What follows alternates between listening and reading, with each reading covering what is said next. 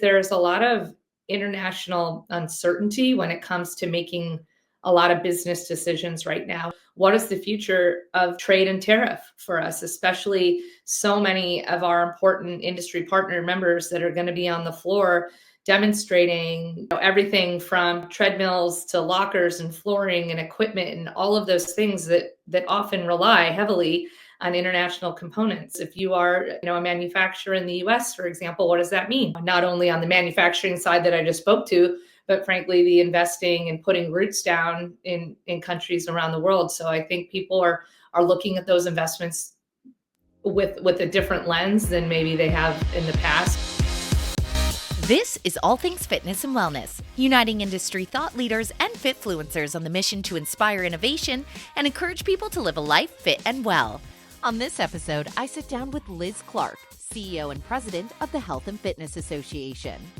With the HFA Show on the horizon, we explore the critical conversations shaping the fitness business, tariffs, advocacy, and the policies that will impact operators in 2025 and beyond. Liz provides key insights into the state of the industry, the challenges ahead, and the opportunities that come with an evolving global market. We'll also discuss the growing influence of advocacy in securing a stronger future for fitness businesses, the role of policymakers, and how industry leaders can come together to drive meaningful change. Plus, we'll cover what attendees can expect at this year's show, the conversations that will dominate, what's new for frequent participants, and how these discussions will shape the industry moving forward. Before we get to it, be sure to hit like and subscribe. We have new podcast episodes weekly featuring industry thought leaders and influencers. I'm your host, Krissy Vann, and this is ATFW. At time of recording, the big week is almost upon us. The Health and Fitness Association is going to be gathering all of the industry greats for the event that many look forward to the entire year. Liz Clark joining me. Thank you so much for making the time, Liz, because as we were saying a moment ago, there is no way that your calendar isn't stacked at this point. This is the highlight of it, though, Krissy, I'll tell you. Thank you for fitting me in. I'm excited to be here. Well, I'm so glad to be able to talk about what to expect because, of course, last year was the huge announcement going through the rebrand from IHRSA to the Health and Fitness Association. This is the first full event now under that branding, bringing everyone together. So I'm curious because there's always some big themes that come out of every year. What are the conversations that you think will be dominating this year?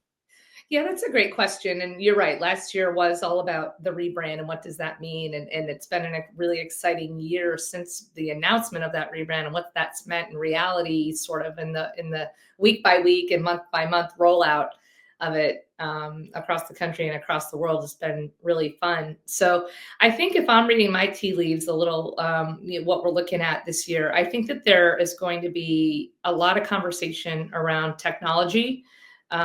Obviously, everybody is in this world of embracing AI right now and what that means, but I can dig a little deeper in what I mean when it comes to technology. But I think that will be an overall theme throughout, is how we're leveraging that and how we're embracing it and how we're ready for the future with it and how we're combining that opportunity with other modalities that we've already had that are existent. I also think there will be big conversations about international growth. We know that many of the biggest brands in this industry not only already have international footprints around the world, but plans to really exceed that and to really speed that up. So I think a lot of those conversations will be happening. And then, of course, when you think about what other people are going to be talking about, and it might not be unique to this year, but I'm just hearing more and more about it. But it's about mergers and acquisitions and what does that look like, and getting the access to capital to make all of that happen. So I'm seeing a lot of those conversations, a lot of lead up conversation, a lot of those meetings being set to be had at the show. So I think that's going to be really exciting for the industry and also really continue. This is such a fast evolving industry that year by year it looks totally different. And so I think that won't be any different this year. Well, just kind of leveraging off that, because the whole point is that this isn't just an event for operators in the United States. This is a global stage, a global event. So just kind of leapfrogging off of that, how much is the global attendance in regards to growth? How is that looking? Because I know that you do a lot of special events around that to really create spaces to build those relationships. I think we're going to see the most international presence that we've ever seen at this show. Last year, we ended it, I think, representatives from over 80 countries. We are already at that at registration now, so we probably will exceed that. We've also offered 7 different, if you will, sort of tracks of events specifically for these international communities. So, for example, we've done the Latin America Forum for many years, and that will continue, but we're adding just a specific Brazil forum this year. We're adding a specific forum for Japan. We're adding a specific forum for China. We will have the EMEA forum. So all kinds of sort of people from around the world coming together to talk about issues specifically impacting those folks. In addition to that, we're having a global advocacy event to talk about what does that mean, global advocacy, and what are international federations doing around the world, and where can we be sharing best practices for outreach with our various lawmakers and doing advocacy in our various countries, learning from those around the world and what that means. And I know that we're going to talk about advocacy a little bit more in the conversation, but I appreciate that you highlight that because the collective voice is getting louder. And to your point, a lot of things that these different organizations are pushing for, there's so many similarities. So if we can all get behind the message, ultimately, I think that it's going to have more power when you have an exponent behind it and a broader movement. But we're going to dive into that in a little bit. What I want to know from yourself is challenges that you're hearing, because as you mentioned, obviously the organization went through a rebrand, but this is an organization that your members have been a part of, your membership growing as well. And it allows you this platform to hear from members. What are the challenges right now? And so what do you think some of those conversations are and that people will be coming together to try and problem solve through? Yeah. Listen, some of those are the same and some of them are new. I would say some of the ones that we've continued to hear over time is access to personal trainers and finding really good staff to come and to show up and be reliable at your team every day. And we continue to see that not only in this sector, but frankly, the business sector everywhere.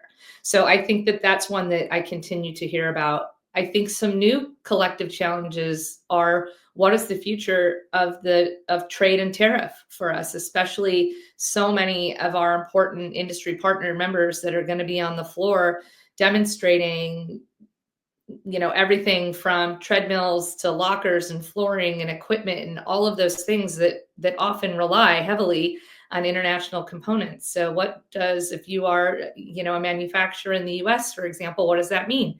The Chinese tariff, Mexico, Canada. So what I would say is there's a lot of international uncertainty when it comes to making a lot of business decisions right now, and not only on the manufacturing side that I just spoke to, but frankly, the investing and putting roots down in countries around the world. So I think people are looking at those investments with a different lens than maybe they have in the past, and think about what's going to be the best, most viable solution for businesses. It's a competitive marketplace and it's a little bit of a race. So some of these markets that are untapped, it's a race to get into them. So how do you do that and how do you navigate that in a smart way, I think is a lot of the questions that I'm hearing from our members. For sure. Everyone's in a real-time pivot as well. And so I think there's really no better time to have all these intelligent business brains come together that are experts in this industry to do the idea sharing, because it's not one individual that's going to solve the problem. So I think there's going to be a great opportunity for a lot of perspectives to be shared. I also think it's a great opportunity for people to come together and celebrate some of those opportunities and discuss the opportunities. Because one of the things I find fascinating for myself getting into this space, you and I, Liz, sat down the first time, really the big year post-pandemic, once that momentum was starting to flourish. And then into 2023, wow, oh my goodness, things were turning so much faster. And now we're in through 2025. So what are the biggest opportunities in the fitness business right now that are really sparking excitement amongst your members? Yeah. And I mean, just to my point earlier that I made, things are evolving so quickly and so rapidly. And I think at that point, when we first talked, it was a little bit like everything old is new again. So at that point, it was like cold plunges were coming back. People were taking cardio out and putting more weights in. And so I think there's been sort of a roller coaster of that going on. What I would say is, even stepping back, I think a lot of our member clubs are looking at even pricing things differently and what that offering looks like, as far as maybe a family membership is no longer a family membership like it used to be traditionally. Maybe that now includes your neighbor or includes somebody else. So I think we're seeing some really cool creative things as far as pricing goes, to continue to make it a warm and welcome place where you want to come and exercise and feel better. I also think there is a tremendous opportunity, and we're seeing it on the medical spa side. And we are seeing so many traditional clubs now bringing in professional medical folks to talk about what does that mean for overall wellness and recovery. And we would be a fool to not mention GLP-1s and everybody under the sun getting involved in GLP-1s. And what does that mean to be part of that conversation, administering them safely while balancing the act of liability protection with that. So it's a bit of the wild, wild west on it, and everyone has the best of intentions on it. I just think we're going to see the medical and recovery side continue to explode.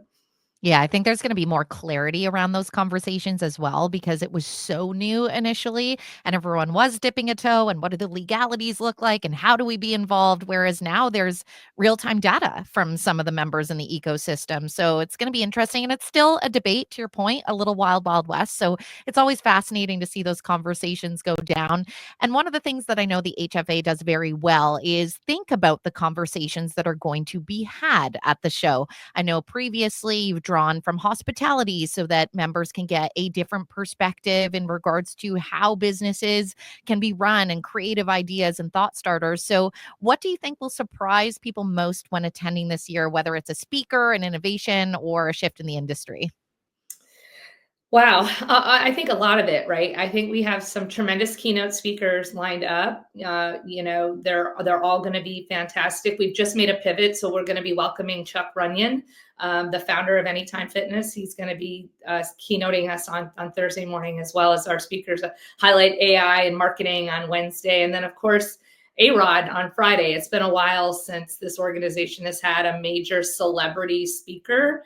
And what's really cool about Alex is that not only, tremendous athlete and history there, he has businesses within our industry. So he owns clubs. He is living this day in and day out. So I think it's going to be really interesting and learn and hear from him what he's experienced, as now he's part of our industry. But beyond that, we've got, some other things that are really exciting happening at the show that have never happened before. We've created the inaugural Hall of Fame. So the Health and Fitness Hall of Fame, which is really great. There is no shortage of icons and heroes and people in this industry. And so we've put together this committee to go through and say, who's the inaugural class? And they've picked hands down like a tremendous first class, but there was no shortage of another 50 nominees that could have been beyond that. So I'm excited to get the Hall of Fame off the ground, have the inaugural class, and to have that grow and just snowball into the future, which I know it will. We also have a handful of really cool VIP events that we're doing that maybe the masses aren't aware of. So we are doing a really cool event for our VIP PAC contributors to go to the UFC training and to be led by Forrest Whitaker, a former fighter, to show us. And there'll be actually a fight scheduled, I think, after we're there. So we're going to see actual training of these fighters, which is so cool. We're working on a back of the house tour. So for some executives, I'll be taking them around to see the security operations at Mandalay and the things that you never really ever get to see. And so lots of cool experiences that are going to be happening. In addition to that, some things that'll be very visible that you'll see. We've created an experience stage on the trade show floor. So where we're going to be doing trainings and exercises and speeches and education sessions. And that'll be a very interactive area. We've got a pickleball court, and we'll be doing a pickleball expo sort of throughout and having pickleball paddle providers and balls and courts and all of that. So some cool sort of more interactive things going on the floor. Of course, we'll have the HFA booth. We debuted an HFA booth last year. We're going to continue. We've increased the size of that a little this year, and some really cool new vendors coming on the floor that we haven't seen in the past, or some maybe that we haven't seen in a while. So I think a lot of good energy we're going to see coming from the show floor. Without question. You know what fascinates me as you describe that is that it makes me think about exactly the conversations that a lot of health club operators are having right now, that their members want something experiential around their traditional gym experience. And you're essentially mirroring that in what you're putting together in the event itself. So I'm sure those that, maybe it's their 10th, their 20th visit, it's so nice that there is something new for them to take in. And pickleball, I'm already training. I already have a tournament on Wednesday morning. Right, well, don't hurt yourself, Krissy. We need you healthy. Exactly. Luckily, I know that the recovery lounges are in abundance. They're always busiest on the Friday when people's feet and poor footwear choices have caught up with them. So to that point, I will say, if you see anybody on my team, I have approved a comfortable footwear policy this year. So I'm already working my comfy suits. Yes. And so I said to the team, okay, comfy but appropriate footwear, so that we're hopefully not all arm wrestling to get into those recovery booths on Friday. Exactly. I know that's when the most competition happens for them, for sure. Well, we kind of started the conversation talking about the fact that last year, the big moment, of course, was the rebrand, but it's not just a what's in the name type of moment. It's really being about a focus, changes of direction, really this kind of honing where you want to travel as an organization. So tell me a little bit about what the Health and Fitness Association has been focusing on for their members throughout this year and what you're really looking at heading through 2025. Really, Yes. that value of membership being my point here. Right. And I mean, we talk all the time about what is the value proposition of being an HFA member. And what we say is we're really doing three things. We are here to grow, promote, and protect the industry category.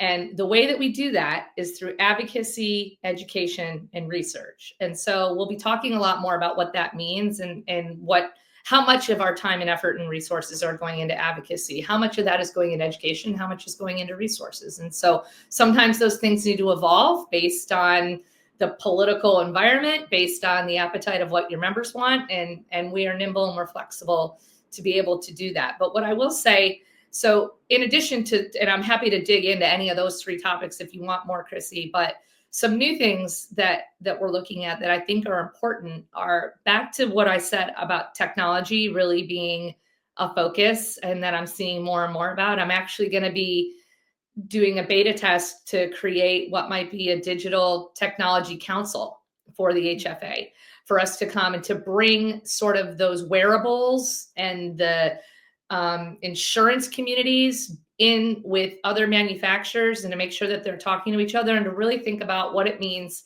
from a data standard setting perspective. And nobody really thinks standard setting is really exciting and sexy, which because it's not, but it's really important. And it's really important that when people go on a treadmill and they're watching what their ring says or they're watching what their watch says, that it says the same thing as what the treadmill's saying. And so sometimes those of you that follow and then have all of those bells and whistles, you'll see that there might be some inconsistencies. And so what does that look like and what can we do to be the convener and to really streamline that? The other thing that I'll just add that I hope, and maybe I'm revealing it, you heard it first here on All Things Fitness and Wellness, but we are really close to having an agreement for additional events in both Mexico and Dubai. So I mentioned international growth. We are looking at it. We are doubling down on it, and it's a really exciting time. So hopefully some details of that will come out next week as well. Excellent. I'll be barking up that tree. But kind of to your point of what I want to dive in additionally that you did bring up is the research part, because when I kicked off the year, I had the opportunity for Anton Severin to join me, who obviously had just released a huge batch of new research. And the information was extensive. And one of the things we talked about so greatly, I myself have followed your teams out on Capitol Hill. And it becomes really apparent quite quickly that the more data you have, the more seriously they're going to take your message. So can you kind of elaborate a little bit? Because obviously research has always been part of what formerly IRSA did, but why there is this extra effort to ensure that we do have more data to back ourselves up as an industry. Yes. So thank you for having Anton on. That was a great episode. And I've been giving him a lot of grief because the name of that study is the price elasticity study. And that's not that easy to say. And I'm saying it frequently. So anyway, but it is a really important study to show, how much elasticity is it in pricing before people will either go or they won't go to the gym. And that was actually a tool designed specifically for advocacy purposes. So to help governments understand what they could be doing to hopefully maybe subsidize or support efforts to allow people more access to the gym. That wasn't necessarily for all of our owners to go and change their pricing. That wasn't the point of that study. But even just bringing Anton in on the team alone is a huge development since from last year. We never have had a vice president of research on our team. So to have somebody with that background, with that knowledge has been really exciting. And the products he's putting out have been tremendous, and so many more to come. So the other piece, and you mentioned the fly-in, and that was some research that we rolled out last year, was the overall economic impact study of our industry here in the US. And what does that mean? And we know now that we are a $22 billion industry with 430,000 employees, direct employees. That does not include part-time, that does not include personal trainers, that is full-time FTEs in our universe. We very deliberately did it that way too, to say, what is the baseline? How big is our industry baseline? Now let's build up and build up. And so that doesn't include any of the vendor community, any of their industry partners, equipment makers, anything like that. So we'll be updating that study in the next year to be able to see and to be able to say, what is the economic impact that we're having in every community around the country? How many taxes are we paying? How many people are we employing? Because we are having those conversations along every other business that's trying to be part of a policy regulatory environment. And so just being able to differentiate ourselves and saying we're healthy and we're making people live longer is important, but it's also important that they know that we're good actors and that we are part of an important part of the business continuum. So those are sort of the data and the studies that we're looking at, and depending on what our message is that we're trying to say. But right now, that is what we're saying, is that, nobody wants to talk anymore about the C word, right? It's over. We're through it. And, so how do we just ensure that we're not left behind in the future? And part of that is being able to make a real business case. And what does that mean? And really professionalizing our industry, or at least communicating the professionalization that our industry has done to itself, that maybe has been lost on lawmakers because so much is lost on them because they have really full plates. So great stories there. I'm hearing about people in our industry that are creating ESOPs, which is not typically a normal thing that goes on in our industry. It's a great story to tell. People working and owning and being investors in their own business is really fantastic. And I think we're going to see more and more of that coming. Well, and just bridging off of that note, what are the main policy priorities if you're heading back to the Hill? What are the biggest things that you're looking to communicate that matters most to your members? Yeah, so I'll start at maybe the highest level, and that is, we know that we are in what we're calling the mega decade of sport. So there is going to be all eyes on sport and fitness for the next 10 years, between World Cup and Olympics and so many other things going on, which is a really great opportunity for us. And so with that, we're going to be launching a campaign, a 30 for 30, is how do we have 30% of people moving by 2030. Now, measuring people moving could get a little tricky, so we need to really rely on our members and partners to help us with that. But that's the overall goal, is to say that and to draft behind that. Now, there are probably 3 pieces of policy that are relevant to that right now that I'll say. The first is really getting to know this new Congress and this new administration. So we have sent letters to the White House. We have sent letters to HHS Secretary RK Jr., who is a very big fitness enthusiast himself. So that's a good story for us. And we have, for confirmation, we know he's seen it, and we know Susie Wiles and other people in the White House are seeing this, and they're very excited to see our support and to work with us on the President's Council of Physical Fitness and really talking about what that means to bring physical fitness maybe back into schools in a more real way, more measurable. So more to come at the highest level. That two other levels, or two other sort of policy things that I'll mention, is of course the FIT Act, and we have been working on FIT for quite a while as an industry, but I believe we have never been better positioned than we are right now today with what we have with the administration and the Congress. Now that said, even though we've been talking about it a while, 60% of Congress are all new. So they've never heard of it. They don't know what it is that we're talking about. But the good news is every time we talk about it and we say, let's use HSA, FSA dollars to join a gym or to put it toward youth sports, everyone's eyes light up and say, well, that's a no-brainer. So we're working really hard on that, but we're working hard to make sure that it's not going to cost the government a lot of money, because we also have a $4.5 trillion budget that these guys are trying to cut. So I don't envy their jobs with these budget conversations. The other piece is I'll just talk about military readiness. And that's something I know, Krissy, we've talked about as well. And what does that mean to have a military that's fit and able and ready to defend our country should we need it? And we've seen, on one hand, a good positive story that we've seen more enrollments happen with this administration, but then it still becomes challenging to meet the basic physical fitness tests. So how are we making sure that our people that want to apply to the military, our veterans, have access to good exercise equipment and facilities to do it in? So, and then there's a lot beyond that, but those are big, fish to fry. And so we're trying to keep our focus on that. And then meanwhile, all the challenges that happen at the state level, day in and day out, we're fighting those. That's like, it's a whack-a-mole situation. One pops up, you kill it. Another one pops up somewhere else, you kill it. So we're working really hard to make sure that we've got the right defense team at the state level too. So people can really understand it. Are you able to share a win that you had in 2024 in regards to advocating for some of those? Because you have been playing intense whack-a-mole. We have. That's a great question, and we have a lot. I'll just say one that we just passed even last week was in Ohio, where they were going to add a sales tax to gym memberships, and we were able to fight that back, and it didn't get added. That was going to be a 5.5% tax that would have needed to be made up by either the owner or you pass it on to your member. A really clear, simple thing like that. Great win. On another hand, something less clear but important.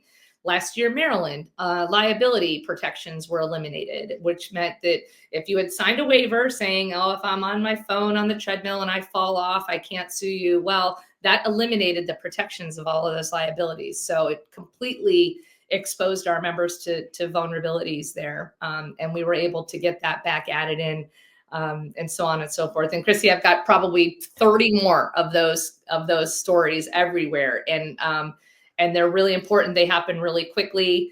And then on top of that, we're trying to get proactive. So it's one thing to be defensive and to fight back, but then what are we doing proactively to try to have a good story to tell and some things that can actually help the industry? Well, and I appreciate you highlighting those. And the reason why I asked that is exactly to your point. Obviously, we have tons of industry veterans. We also have tons of people in the industry that are multi-unit operators to the nines.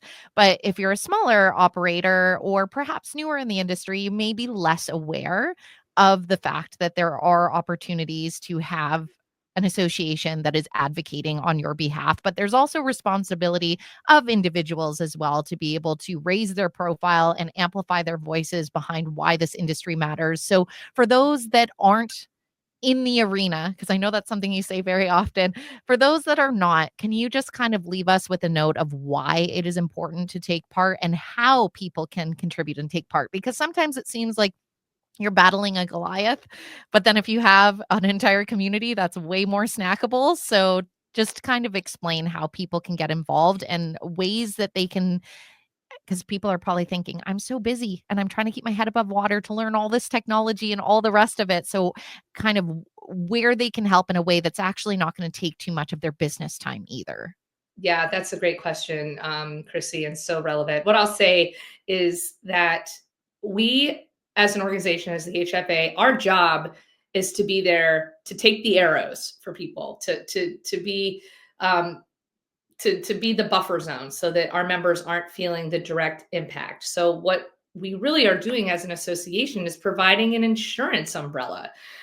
So I just talked about, the Maryland thing, and there's 30 more of those that probably clubs don't know, but probably saved a lot of them in their existence. What I'll say is it's everyone's job to participate. So whether you're an HFA member or not, and I want everybody to be an HFA member, it's really investing in your own business. The more time that you invest, the more relationships that you make with your mayor, with the people that are going to be making the policies around your town. They can make or break what that means for your parking garage, if there's a pothole in front of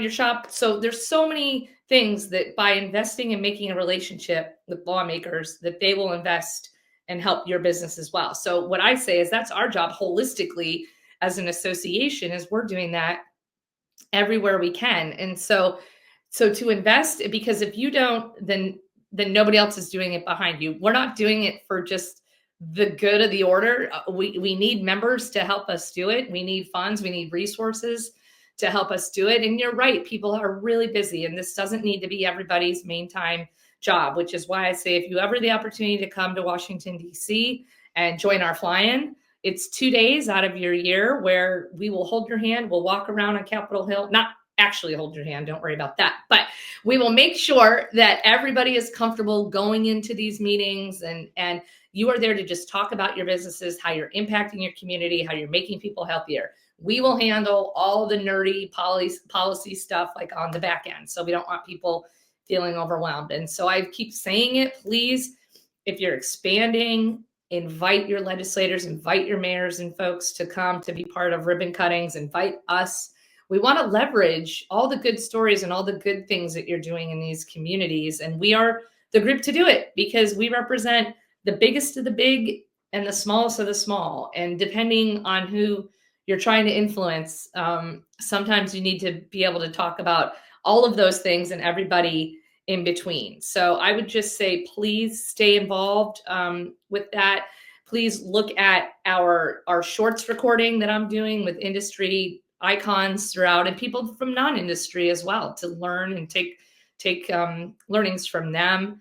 Get on our advocacy newsletter, where it comes out monthly, where you can hear what we're doing, what we're fighting for, why it matters, why it impacts your bottom line. Get on those lists to get those research reports, leverage them where you can to benchmark yourself against others, and so on and so forth. And then if there's something we're not doing, we want to know that too. So make sure that you're letting us know. I appreciate that so much. And I can personally attest, having covered a couple fly-ins now, at the end of the day, in the beginning, when everyone gathers, there's sometimes a slight undercurrent from certain people because it's a new experience, that little trepidation of what to expect or how do I position, how do I say? And by the end of it, everybody talks about what a great experience it was, what a great day it was, how they either want to return or somebody that they know in the industry to tell them to participate. And that is a testament to the fact that I've seen how much work your teams put into that preparation phase, so that when they hit the hill, it can just be a rewarding experience to essentially amplify and talk about why what we are doing matters. So Liz Clark, I promised I wouldn't keep you long because life is busy getting ready for this big show, but I do look forward to seeing you in Vegas next week. And of course, I'll have the microphone in hand, so don't be shocked if I flag you down. I look forward to it. Thank you, Krissy. Thanks for being there. And thanks to everybody that'll be there. It's going to be awesome. Can't wait to see everybody. You've just listened to the All Things Fitness and Wellness podcast, hosted by Krissy Vann.